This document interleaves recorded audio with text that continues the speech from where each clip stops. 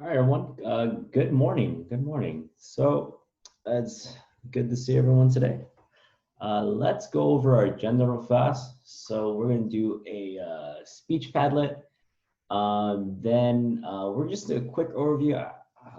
Time always goes by quickly, but we're going to do a quick overview of the Steve Jobs, Elie Wiesel speeches. But our main lesson today is going over FRQ number 1, rhetorical analysis. So FRQ stands for free response question. As always, as a reminder, our goal, although I hate the idea of only preparing you guys for a test, one of the major ideas is we want to make sure you understand and pass the AP test. So the second question, second free response question on AP test is called rhetorical analysis. And that's what we've been preparing for the last few weeks, is getting you guys to understand what that means, rhetorical analysis. So we're going to do that. We're going to look at a speech from Cesar Chavez. I'm going to teach you how to go over the essay, and then I'm going to explain to you the homework we have over the course of the week. All right, so before we do that, let me make sure I let everyone in that's waiting in the waiting room. Yeah, seems good. Okay, so if you go to Unit 1, you'll see that there's multiple weeks. I added one extra week just because I was planning a lot for this week, and once I actually thought about it, I was like, wait, that's way too much for what we're doing. Looks like there's a lot to do, but some of it we're doing it together in class. So go to week 5, rhetorical analysis, click on it, and you see a Padlet. And what you can do is add a quote. So go to, we're going to look at the Elie Wiesel speech. So maybe you want to open up your document from Elie Wiesel's his address to the White House, and choose a quote that you like from what he said and post it there. So only the Elie Wiesel speech. Choose a quote that you liked from his speech and then add it to our Padlet. I'll give you guys, let's say, 3 minutes and we'll go over it. So hopefully you can see my screen. All right, I'll give you guys 3 minutes.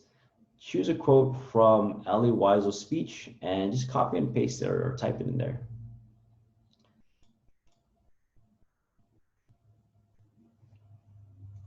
All right, I'll give you guys, let's say, 3 minutes and 45 seconds. So choose a quote, paste it into the Padlet only from Elie Wiesel's speech.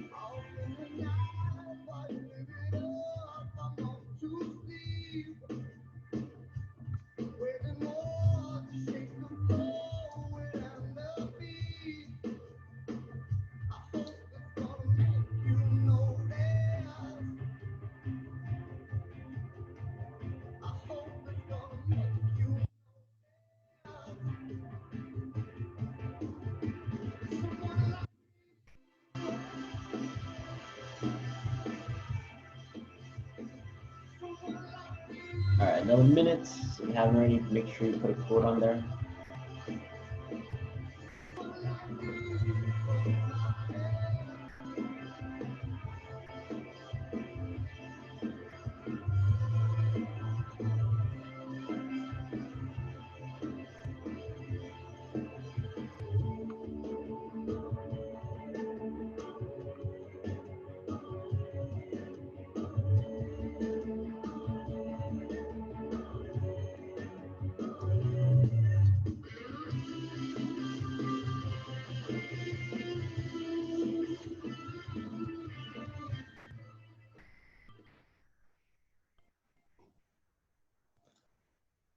All right, so I see a lot of great quotes on here. Would anyone like to share a quote aloud that, that they particularly liked?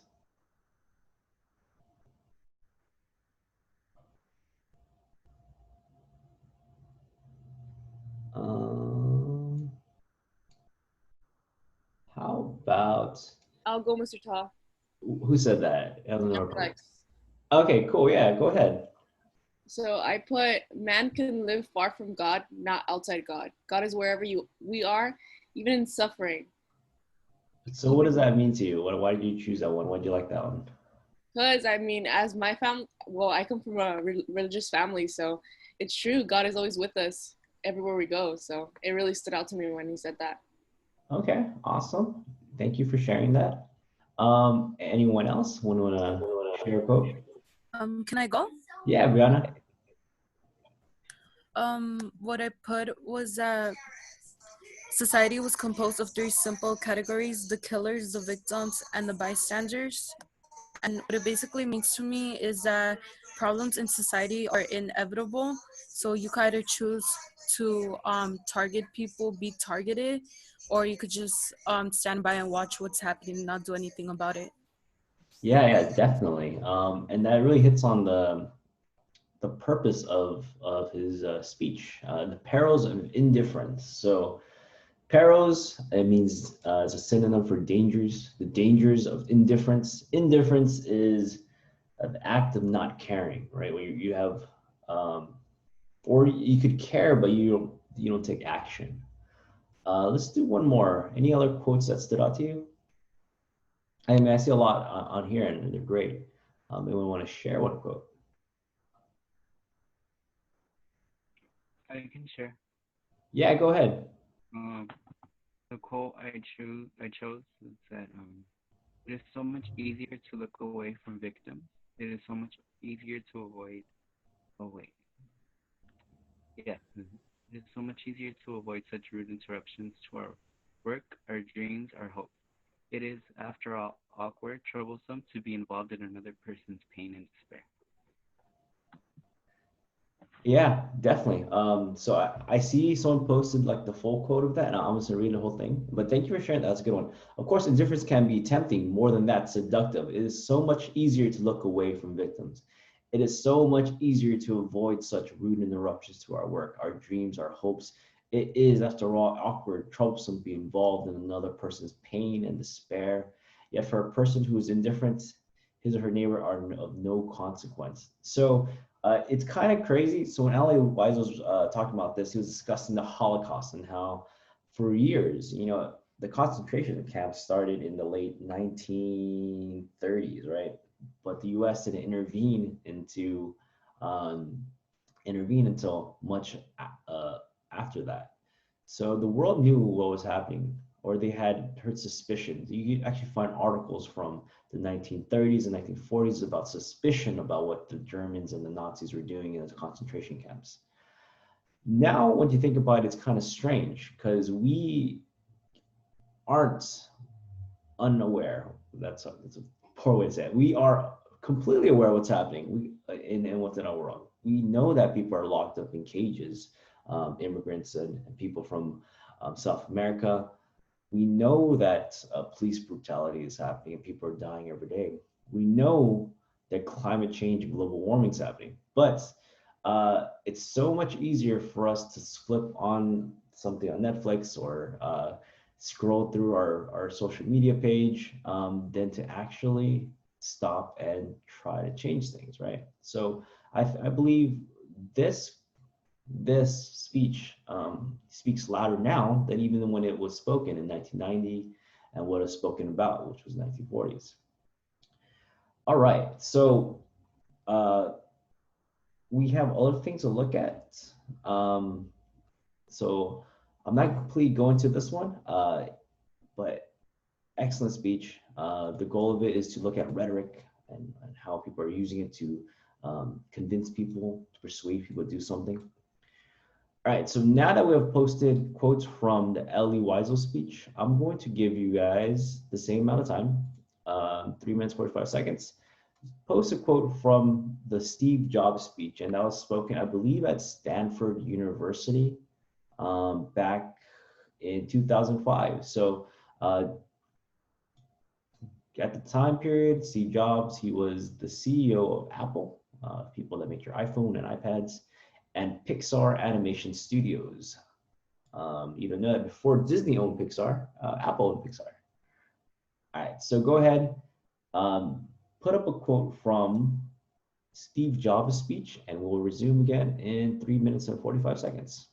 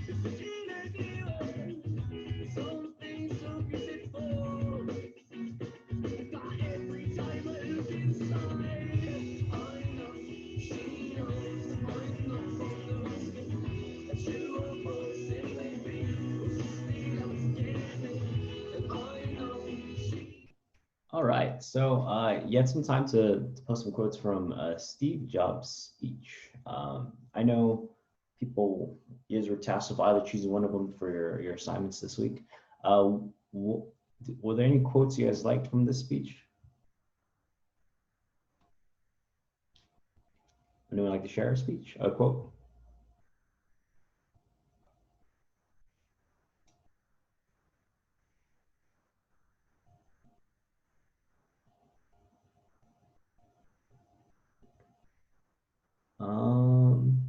How about Julio? Did you choose a quote? Yeah, What it's did you choose? the no one wants to die. Even people who want to go to heaven don't want to die to get there. Why do you And like that quote? I like that quote because he talks about how death is a motivator or life's changing agent, and just how you only live once, and to make decisions that like that you're not embarrassed about, just make decisions that you can in the moment, and just not be afraid of rejection or anything like that because your life is short, and just do everything you can.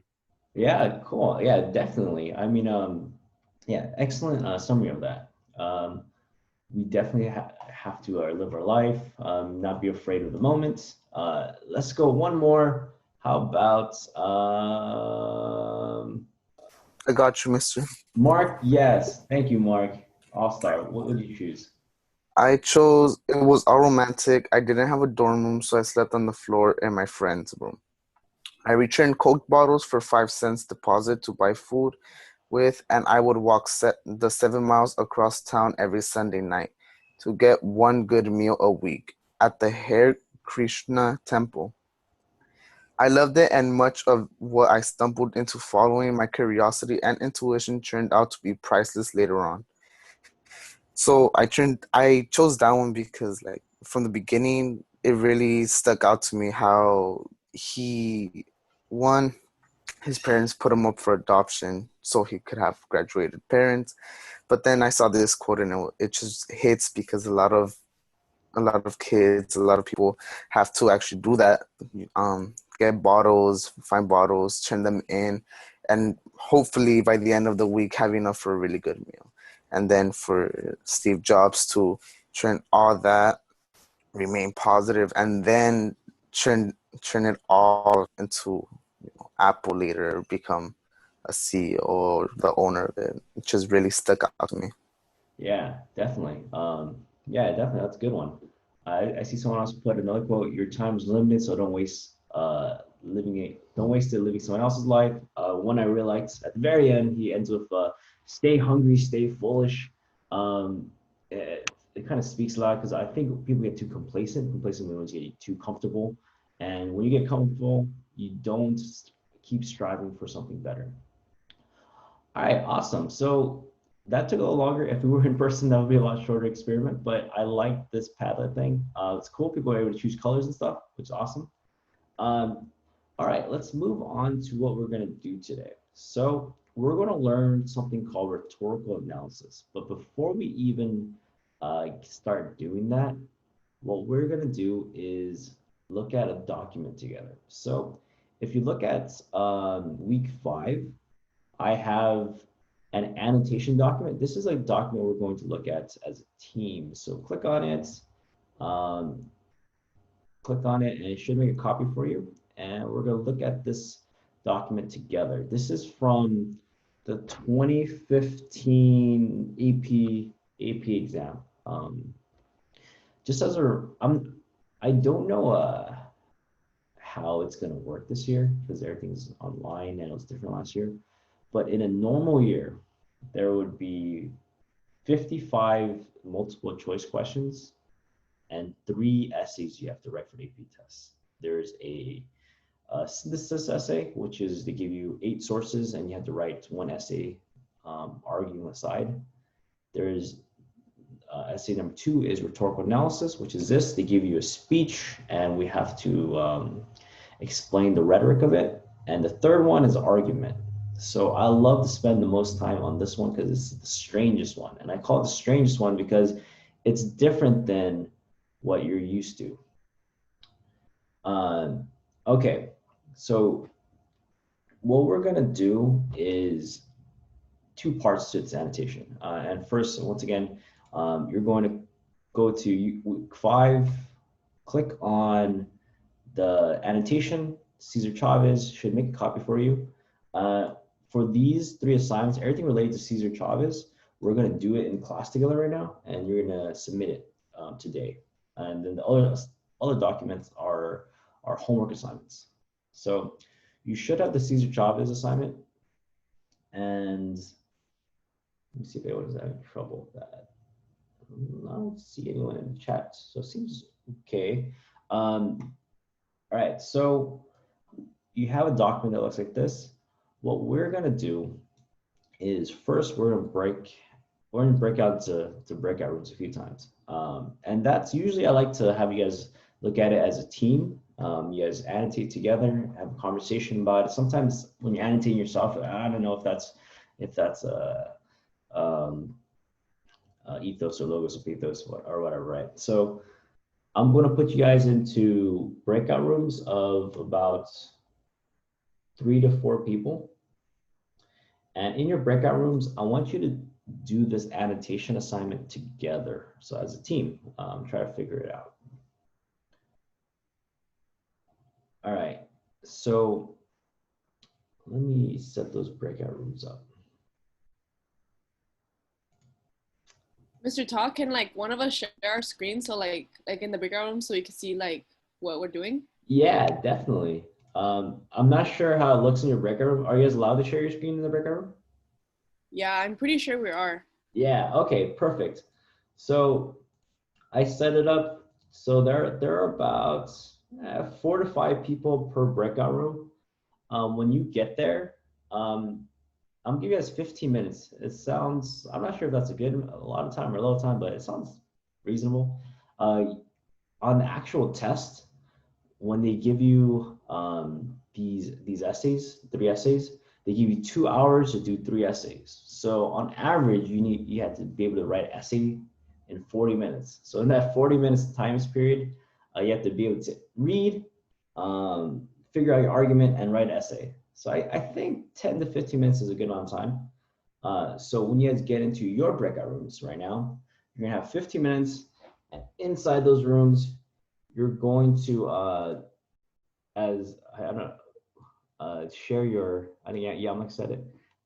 You're gonna share, someone should share their screen, and as a team, annotate. So you're looking for ethos, logos, pathos.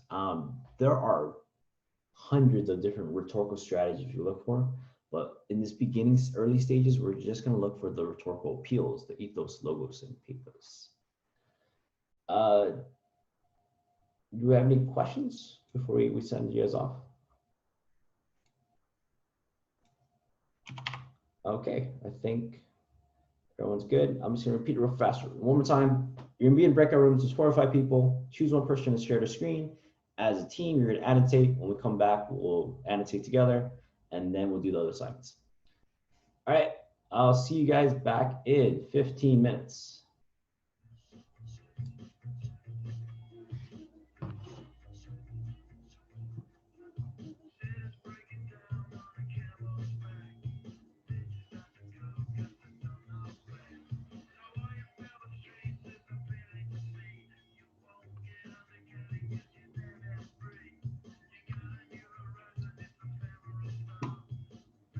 Cool. All right, so I think we've all returned.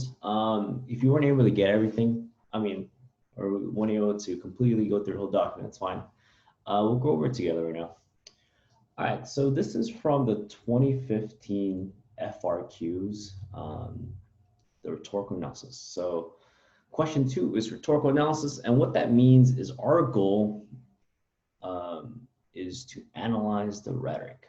So everything after this part right here is what the actual text from the AP exam. Usually they'll give you this little passage, and it provides context of what your task is and where the speech comes from. This one comes from an article written in a magazine. On the 10th anniversary of the assassination of Dr. Martin Luther King Jr., Labor union organizer and civil rights leader Cesar Chavez published an article in the magazine of a religious organization devoted to helping those in need. Read the following excerpts from the article carefully. Then, in a well-written essay, analyze the rhetorical choices. Chavez makes to develop his argument about non-resistance. All right, first and most important thing is understanding what it's asking you to do, right? So what we're supposed to do is analyze the rhetorical choices, right? At no point of the prompt does it say, what do you believe, think about his arguments, or how do you feel about it, right? Or is he right or wrong? It doesn't matter if he's right or wrong. What we're trying to decide is what is he doing to make his speech or article or argument stronger? What is he doing in his speech? And what choices does he make to make it stronger, right? What strategies does he make? So the key thing is to analyze his argument, not whether he's right or wrong. All right, as we go through this, we're going to look at different sections. Let's read through this once, and then after that, we're going to stop and people can let me know what they think. Dr. King's entire life was an example of power that nonviolence brings to bear in the real world. It is an example that inspired much of the philosophy and strategy of the farm workers movement. This observance of Dr. King's death gives us the best possible opportunity to recall the principles with which our struggle has grown and matured. Our conviction is that human life is a very special possession given by God to man, and to no one has a right to take it for any reason or for any cause, however just it may be. We are also convinced that nonviolence is more powerful than violence. Nonviolence supports you if you have a just and moral cause. Nonviolence provides the opportunity to stay on the offensive, and that is of crucial importance to win at any cost. If we resort to violence, then one or two things will happen. Either the violence will be escalated and there will be many injuries and perhaps deaths on both sides, or there will be total demoralization of the workers. Nonviolence has exactly the opposite effect. If for every violent act committed against us, we respond with nonviolence, we attract people's support. We can gather the support of millions who have a conscience and would rather see a nonviolent resolution to problems. We are convinced that when people are faced with a direct appeal from the poor struggling nonviolently against great odds, they will react positively. The American people and people everywhere still yearn for justice. It is a yearning that we appeal. But if we are committed to nonviolence or as a strategy or a tactic, then if it fails, our only alternative is to turn to violence. So we must balance the strategy with a clear understanding of what we are doing. However important the struggle is and however much misery, poverty, and exploitation exists, we know that it cannot be more than important than one human life.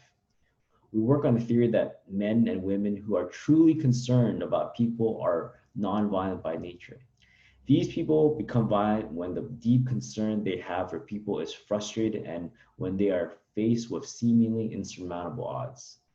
We advocate militant nonviolence as our means of achieving justice for our people, but we are not blind to the feelings of frustration, impatience, and anger which seethe inside of every farm worker.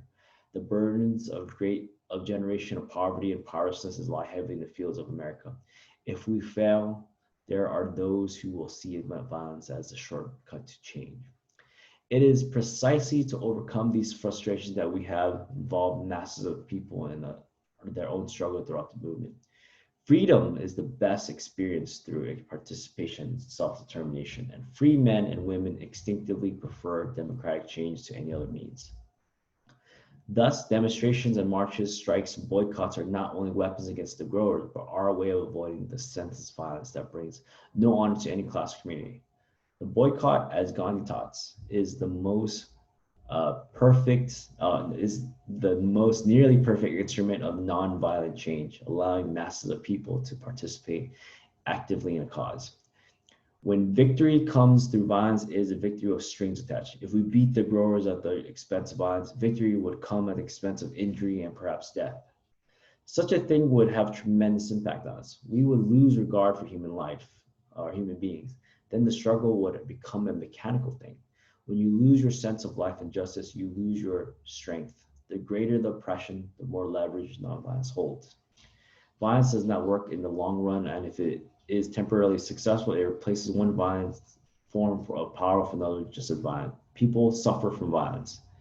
Examine history. Who gets killed in the case of a violent revolution? The poor, the workers, the people of the land are the ones who give their bodies and don't really gain that much for it. We believe it's too big of a price to pay for not getting anything.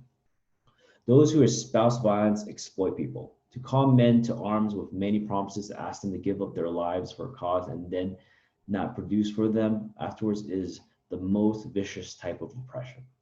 We know that most likely we are not going to do anything else the rest of our lives except build our own union. For us, there is nowhere else to go. Although we would like to see a victory come soon, we are willing to wait. In this sense, time is our ally. We learned many years ago that the rich may have money, but the poor have time. All right, cool. Very interesting speech. Article. Now let's go back from the top. Normally, if we were had it like a paper, I would number the paragraphs. It's easier to locate things. But let's just do like a share out right now. Let's look for examples of ethos. Do you guys have any examples of ethos where he's building credibility? I have one. Go ahead, Rihanna. It's the paragraph 4. 1, 2, 3, 4. Okay. It's the whole paragraph. Okay. Why? Why do you say that? What do you think that?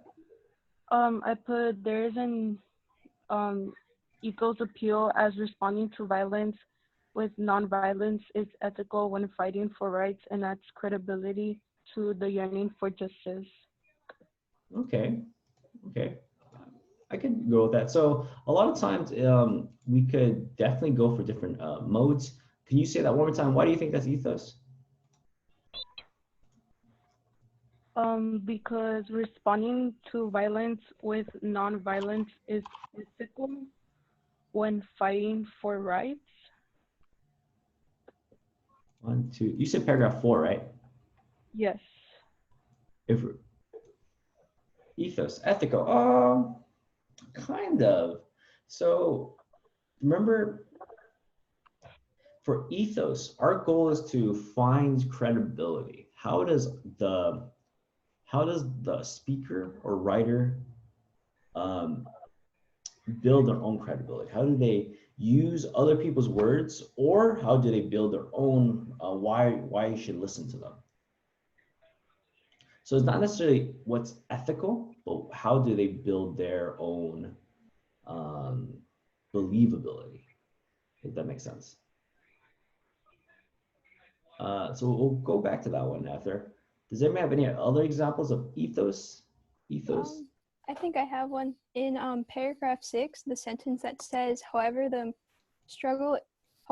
the struggle is and however much misery, poverty, and exploitation exists, we know that it cannot be more important than one human life. And I think that shows ethos because it's talking about his character, because he had previously said that if nonviolence doesn't work, then we turn to violence. But I think what he's trying to say is that we know that even if we turn to violence, that it's still not right, because no matter what we're going through, human life is still more valuable. And I think that shows something about his character.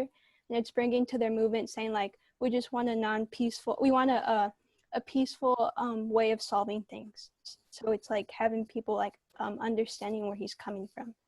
Okay, which you said paragraph 6? Oh yeah. And which sentence?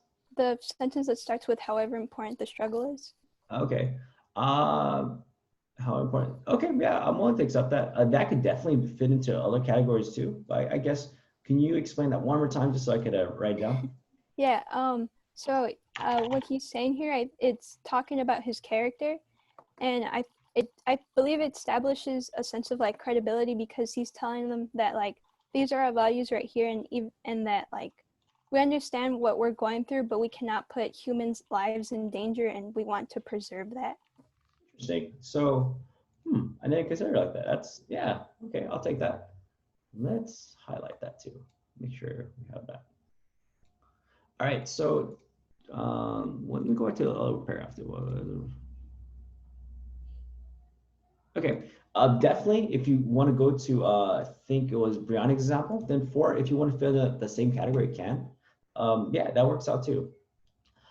Two very simple examples of ethos that you usually see is, if you remember when I talked about how commercials use celebrities to help make their arguments stronger, we see the same thing here, whereas Cesar Chavez comes in around 1970s, so he's referring to people's past accomplishments to make his what he's doing stronger. So there are two very specific examples. First one, obvious one, is he's doing this on the 10-year anniversary of the assassination of Martin Luther King Jr. I think he was assassinated around 1968, around there. So this should be about 1978. So the fact that in this paragraph, we get the very first paragraph 1 that he has reference, and if you, is possible, try to highlight and as we go along too. Not text color, highlight color. There you go. All right, so this is ethos because he is referring to the work of MLK. And you see the same thing at the very bottom. So a lot of times, the point of this, obviously, he's not a trailblazer in the sense that he's getting, his teachings are coming from people that have used nonviolence before. So 10 years before, Dr. King used in civil rights movement nonviolence, and then he also brings up in paragraph, let me count this, 1, 2, 3, 4, 5, 6, 7, 8, 9, paragraph 9. He brings up another famous civil rights activist, Mahatma Gandhi. So that is also an example of ethos, right? So this is ethos because he is referring to the teachings and actions of Gandhi. So similar to how commercials use Drake or whoever to sell a product, by referencing two of the most famous people who've used his movement, he's also relying on ethos. I loved what I think Lena and Brianna talked about when they mentioned the other two, which they build their own character, establishes their own character. But those are also quotes we actually can use for other things too. But that works out well if you wanted to argue that. Let's go to logos. What are examples of logos you guys found in the article where they use logic or reasoning? In the 4th paragraph or 5th, I believe, where it says nonviolence has exactly the opposite effect. If for every violent act committed against us to respond with nonviolence, we attract people's support. And the reason I love it because it's an if-then statement basically saying that if we act upon violence, then we can attract people's support.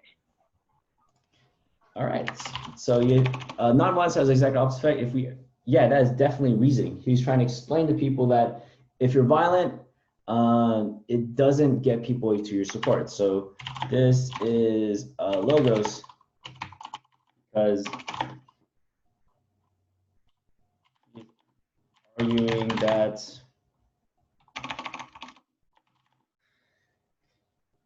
nonviolence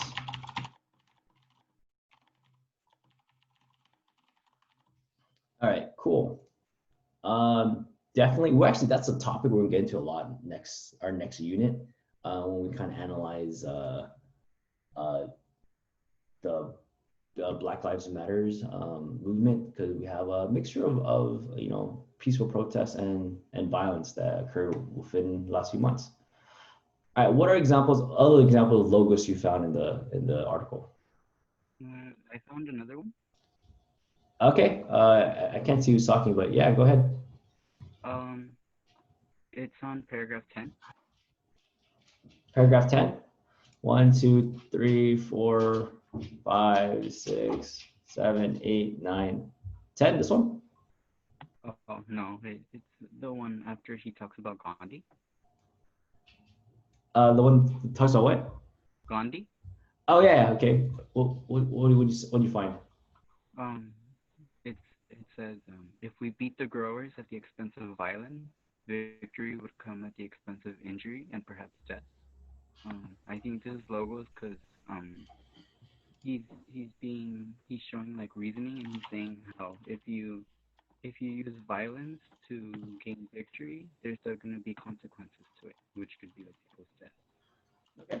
There are consequences with violence is used. Cool. All right, let's go for one more for now. One more. Any other examples of logos? I do say a lot of what he says in this is logical. What do you guys think? One example of logos.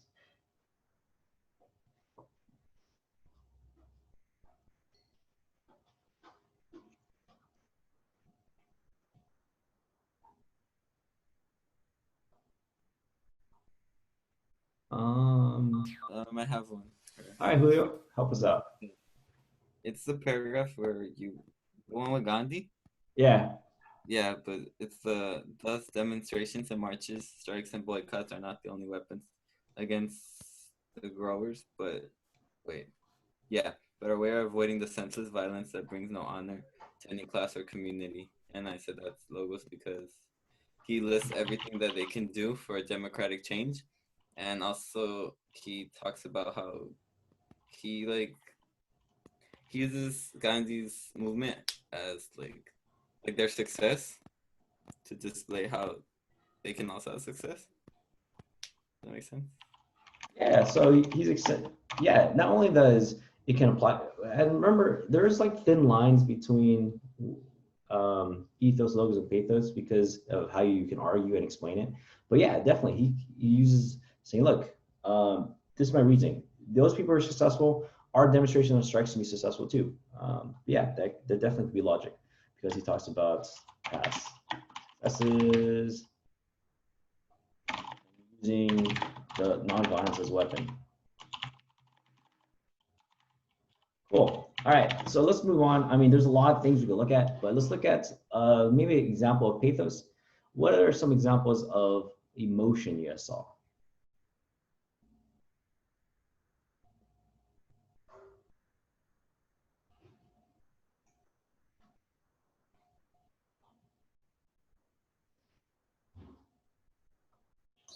I got one, mister.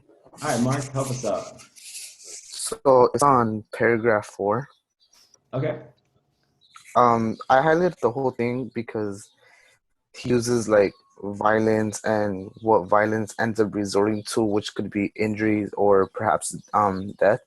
Mm-hmm. And he that's emotional.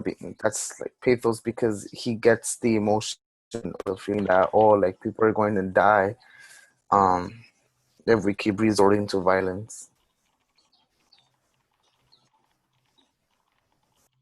Yeah, I mean, that one definitely, I could, if anyone put that for a logos, I could see the reasoning if you could explain that. But also pathos, it works out extreme because that is the ultimate price we pay when we act violently. It's death. So yes, good example.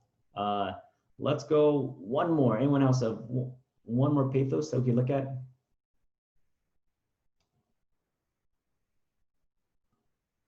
Maybe see what you guys talked about.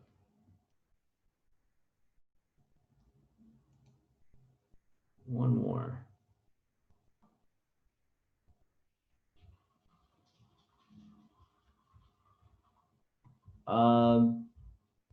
You know what, I'll do this one. So this could be logos or pathos, but I'm gonna go for logos because we're going to the same theme that Mark brought up in the second to last paragraph. Who gets killed in the case of a not a violent revolution? The poor and the workers.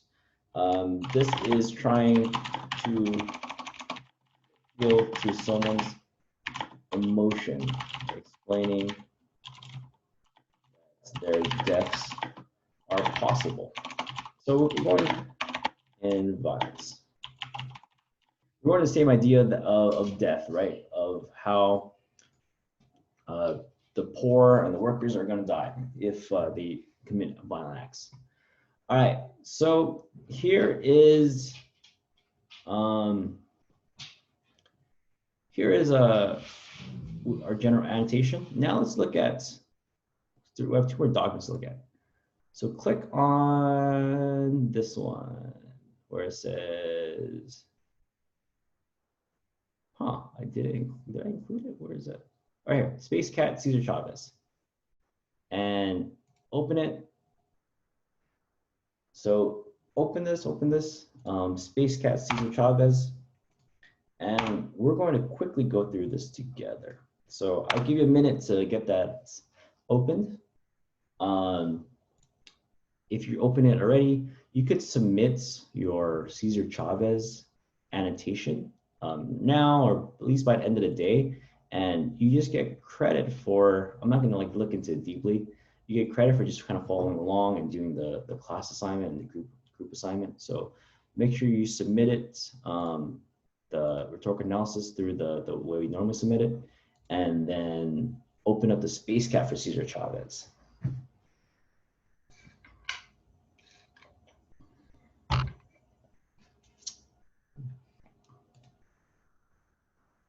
All right, so it should have opened up, and we're gonna submit this afterwards too. We're gonna change the text title. I don't know the title of the article, but let's put Cesar Chavez. All right, based off of what was given, what do we know about the speaker? Who is the speaker? And what do we know about him?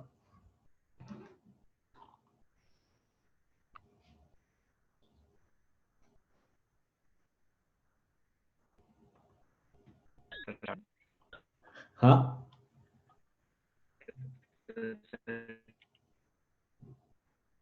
I think that's Cesar Chavez. Okay. Yes, definitely. So just for the sake of time, and I want to be able to get to other things. All right, so Cesar Chavez, he is a civil rights activist. What else do we know about him? Let's go back to our document. It says he is, and we see this in the context, right? This is giving us information. He is a civil rights leader and labor union organizer. So labor union organizer. All right, so we know that so much. He's a Cesar Chavez civil rights activist, labor union organizer. After reading his speech, what do we know about the purpose? What is he trying to prove?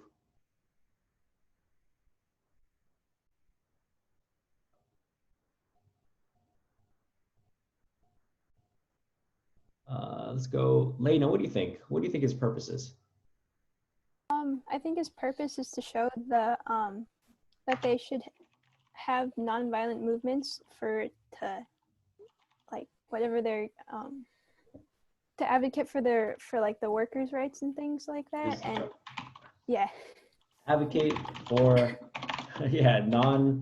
nonviolence. Let's call it nonviolent resistance. Right. So yeah, that's the crutch of his whole argument is he's explaining why nonviolence is necessary. All right. Who do you think he's talking to, Natalie? Who do you think who do you think his audience is?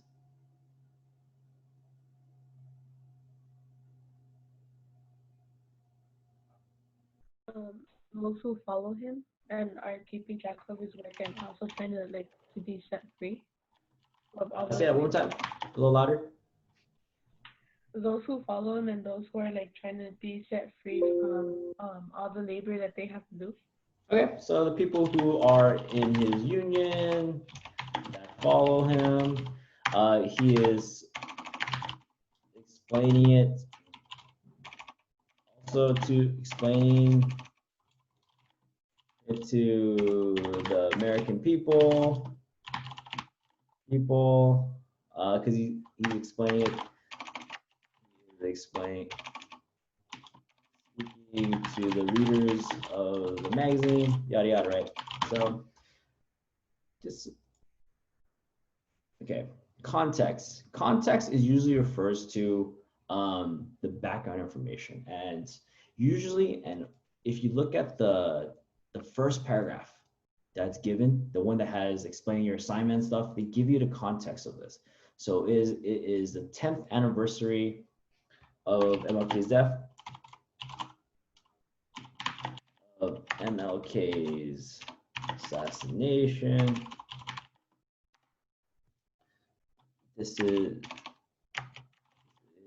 during the labor union strikes. All right, that's generally what we know about the situation. The exigence, what's causing this to happen? Obviously, I think we can understand from the purpose. He feels the need to explain why his people should continue with nonviolence. Right, so we have that. The choices he makes, so we talked about this for ethos. He establishes his character and uses historical figures such as MLK and Gandhi as success stories. For pathos, he discusses the repercussions of using violence. And for logos, we talked about this. He uses, oh, sorry about that. This should have went to appeals. My bad. Let's copy, control. Luckily, a computer, things move quicker. All right, logos. He discusses the effectiveness of nonviolence compared to violence. To me, I think a lot of what he does is logos. Definitely his choices, his language is academic. He uses rhetorical questions. So a rhetorical question is a question that doesn't expect an answer to.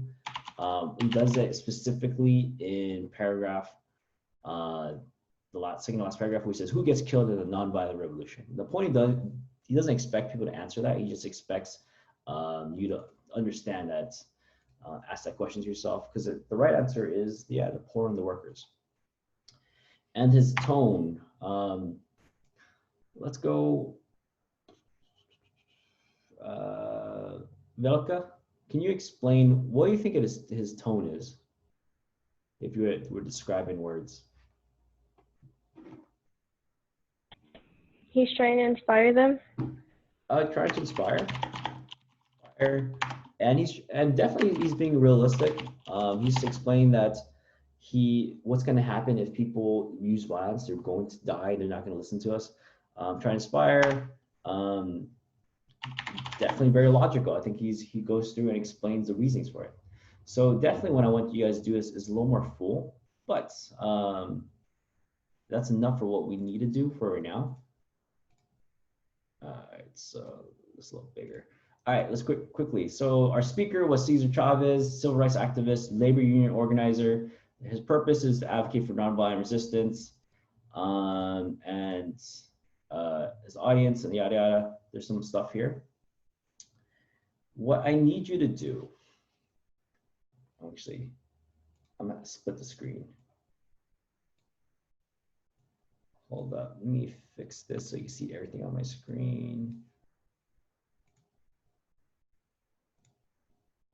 Time moves quickly or slow, hang on. But we have some more stuff to do. Okay. All right, so here's that. the second thing we need to do, and it's a little more important, we took a little too long on the other thing, is click on this, Rhetorical Analysis Introduction. All right, so click on it, open it, and you should see an outline that looks like this. And the point of this outline is I wanted to make it easier for you to figure out how to write your first paragraph. And since it's timed writing, normally, it's going to be a lot quicker. So it's not going to be like a lengthy, when I have you guys do written essays, actual things, it's going to be like a lengthy introduction. But since it's timed writing, in the real test, you have 40 minutes to write a 4 to 5 paragraph essay. Your first paragraph, all you want to do is explain what's happening, right? Explain the gist of it. All right, so I'm gonna show you how to fill this out, and you're gonna use this for your essay that you're gonna write this week. All right, so using our space cat. The reason we do the space cat is so it makes your rhetorical analysis a lot easier. All right, sentence 1. We need to fill in who is the author, who is the speaker.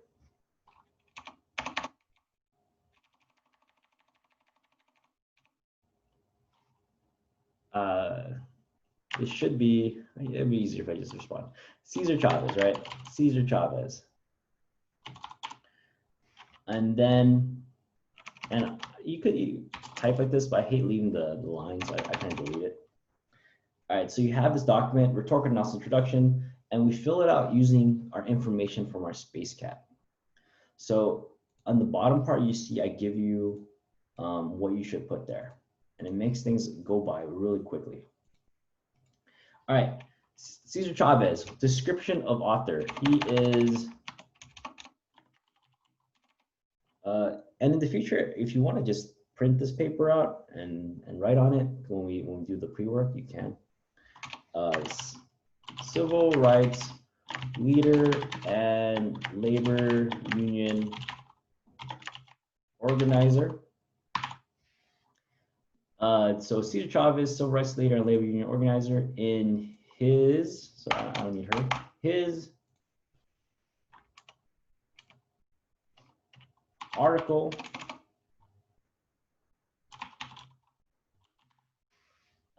usually there's like a name of the speech, but since we don't have a name of the article, we're just going to explain where it's from. His article published a religious magazine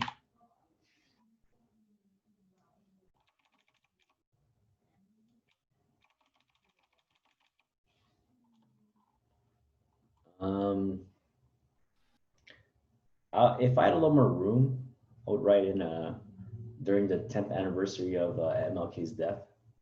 And I guess technically what you could do, you could also insert, oh, it doesn't have a text box. Anyway, all right, so that's fine. Argues that way. What is his argument? What is he trying to argue? If we look at our purpose, right? We look at our purpose, we see kind of the argument. So keep in mind though, later on I want to put a purpose again. He is arguing that non-violent, that his followers should exercise non-violence when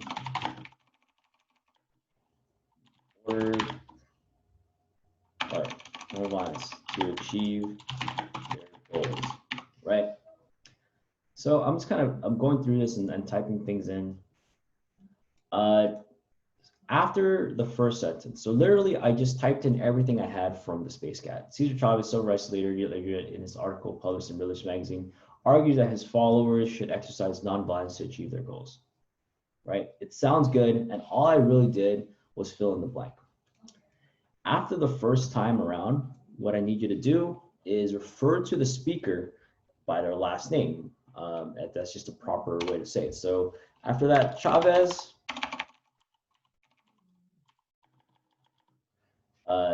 develops his or her, so good argument, through the use of, for now, and we're gonna get better at this afterwards, ethos, logos, and pathos. So right now we're gonna do that, but as you get better, we're not gonna just leave it as ethos, logos, and pathos. Okay. Ethos, logos, and pathos.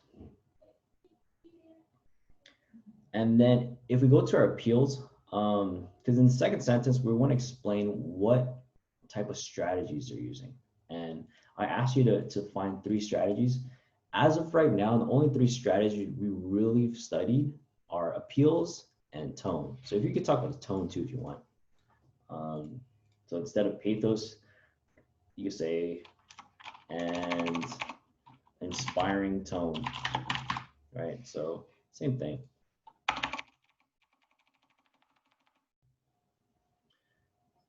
All right, sentence 3. He. If you notice at the bottom, I include a set of phrases, a set of words. We'll just choose one. So he, let's go with asserts. That sounds like a good word. And that was in box B. Asserts.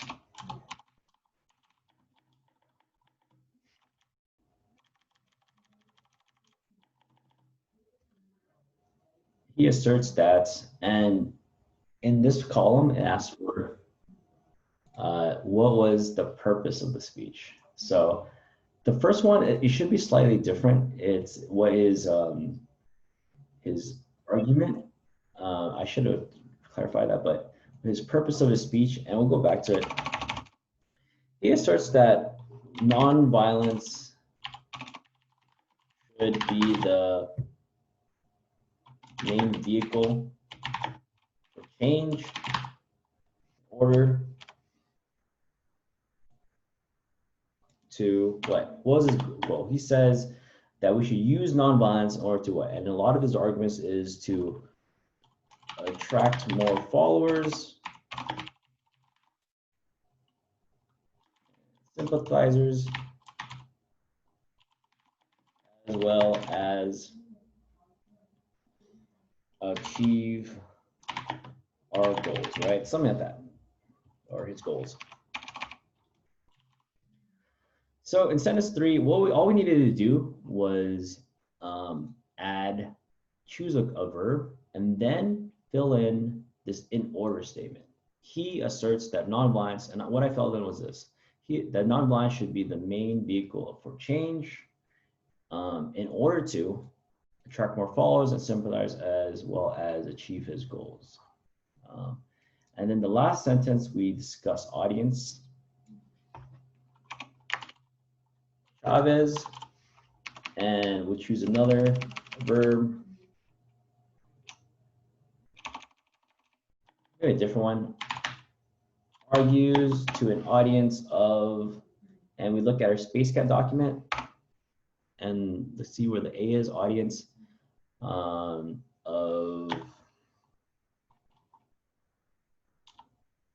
people from his union and readers of the magazine.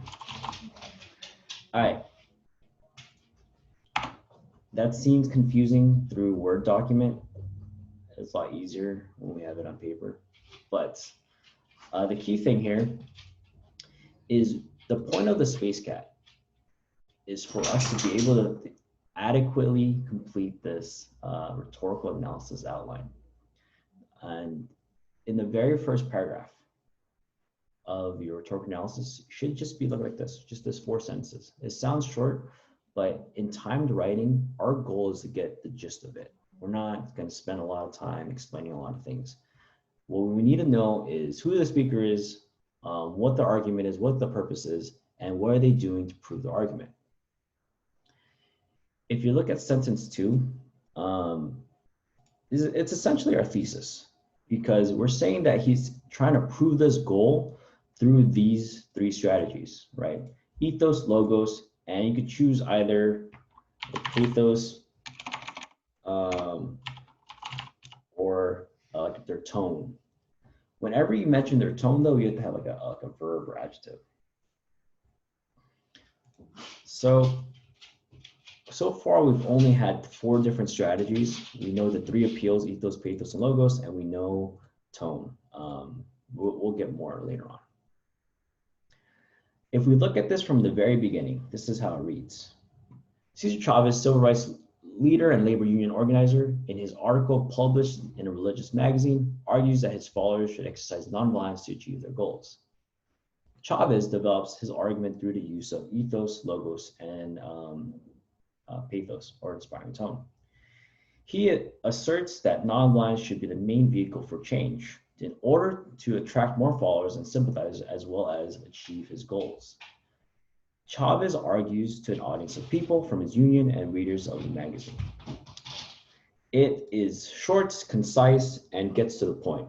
It has our thesis, it has the context, and it has everything we need to start an argument.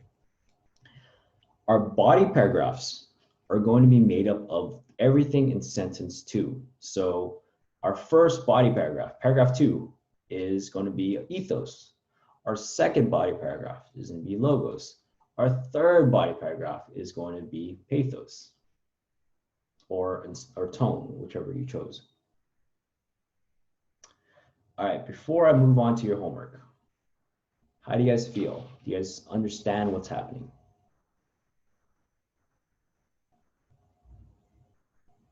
Yes.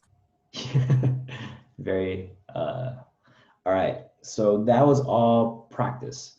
For those 3 assignments right there, the Space Cat for Cesar Chavez, the Rhetorical Analysis Introduction for Cesar Chavez, and annotation for Cesar Chavez. Submit those. All I'm looking for is just that you kind of followed along what we did. I was trying to find a way for you to kind of be a little more interactive instead of me just doing it myself. All right, so submit that by today. What you guys are going to do for homework, if you look at this, is you're going to read a speech by Greta Thunberg. She is a climate change activist. She's about 17 years old. She's from Norway, I think, Iceland. She last year, almost a year ago, she spoke at the United Nations at the Climate Change Summit. There is a short speech. There is a link to the YouTube page. What you need to do is annotate it, do a space cat for it, and then after you complete that, do a rhetorical analysis introduction for it. The exact same thing we did right now. Whoops, I don't think I connected that file. Let me fix that.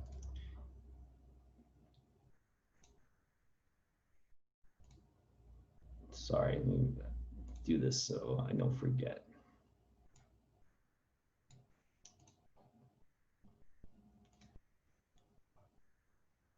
Okay, so you're gonna do that. And then when you're completed, and only when you finished the space cat, and feel free to have it open or print it or whatever is helpful for you, and you did the annotation and you did the introduction, when you're ready with that, click on this assignment, Rhetorical Analysis number 1, Greta Thunberg. If you click on it, and then, well, for you guys, it's gonna look like a quiz, right? Once you start the attempt, you're gonna have 2 hours to write an essay. It's a timed essay, 2 hours to write an essay on this. This time, obviously, I give you all the essay, the pre-work, and the speech in advance. So what you want to do is type in your essay into that box. You can for this test, you could write on paper ahead of time and just type it in, or type it somewhere else first. In the future, though, I do want to get you to get used to the time part, because in the future, I'm going to give you just an hour, and as time goes shorter, to read as the document for the first time and then write it. This time around, I'm giving you everything in advance. I'm giving you the speech, and I want you to do this pre-work. And once you finish all the pre-work, write a 4 to 5 paragraph essay. Before you do that, though, I want you to do this discussion post. And what it is, I have a link here. It's a link. If you click on it, it's going to give you student examples from the past of how kids did on the Cesar Chavez. So they got the Cesar Chavez text and they wrote an essay on it. And I want you to just look at it, skim through it, read through it, see what they did. Look at the very bottom. It explains which ones were good and why they were good. And we'll get into more detail about that next week when we have a full class period. But do that just so you can have an idea of what a rhetorical analysis essay looks like. And all you got to do is comment. What did you think of the student essay? Which one did you think was strongest? What did you notice about the writing? Do you think you can write like that? The more writing you see, the better your writing will get. So read the Cesar Chavez student essay examples, comment on it, do the pre-work for the Greta Thunberg essay, and then once you're ready, submit your essay online. It's going to be 5 paragraphs, so do all the pre-work in advance. All right, we've reached the end of our class period. It was long. I hope I didn't bore you too much. If you have any questions, please stick around and ask me. If you feel like you got it, you can head out. Always message me if you need to. But it was great seeing everyone, and I'll see you guys next week. Bye, Mr. Yeah. And I recorded this session too.